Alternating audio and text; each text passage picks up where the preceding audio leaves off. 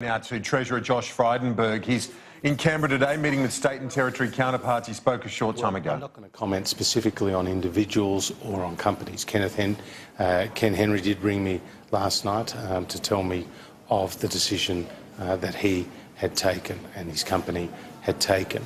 I do point out that Kenneth Hayne in the Royal Commission has provided a scathing and clinical assessment of the conduct and culture within our financial institutions. And we have seen a number of resignations through the course of the Royal Commission of senior leaders within our financial system.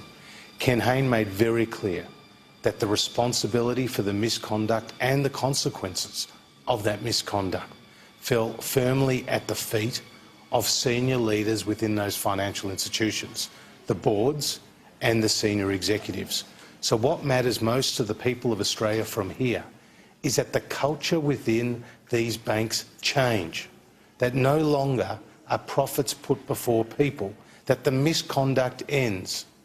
Because as a result of the misconduct, we have not just seen broken businesses, we have seen broken lives. So to help rectify that, why won't you bring on more sitting days to implement these recommendations? Well, firstly, we have legislation before the Parliament that actually will be implementing Kenneth Hayne's recommendations. And, for example, we're bringing civil penalties to directors of superannuation funds. Now, Kenneth Hayne recommends that we should extend those civil penalties also to trustees, so we'll be amending that legislation before the Parliament. I'm giving a direction to the Australian Financial Complaints Authority to ensure that they can extend their remit to become that compensation scheme of last resort and hear cases going back a decade consistent with the period examined by the Hayne Royal Commission. We've announced already that APRA will have a capability review led by Graham Samuel. But of the 76 recommendations, 40 require legislation, and they require complex drafting as well as proper consultation with stakeholders.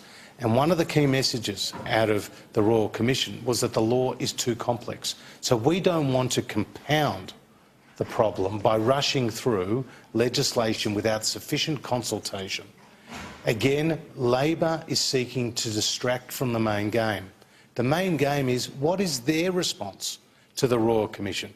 They're interested in political stunts, not practical solutions. Labor have had the Royal Commission for longer than we have, and they have not given a final response. They talk about, before the Royal Commission was handed over, that they were going to agree to every recommendation.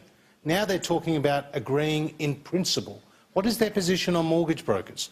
What is their position on default once superannuation? These are the issues that the Australian people are interested in, not the petty political games that the Labor Party have become famous for. Had you or the government had any contact with NAB between when the Royal Commission was released and the resignations yesterday? Well, I spoke to Ken Henry yesterday and he told me of his decision. But ultimately they have taken a decision as a board and as a company and as individuals, no doubt following Ken Hayne's comments. But before that phone call, had you spoken to anyone about this? Josh Frydenberg there speaking this morning. We'll have more on his talks with the state and territory counterparts.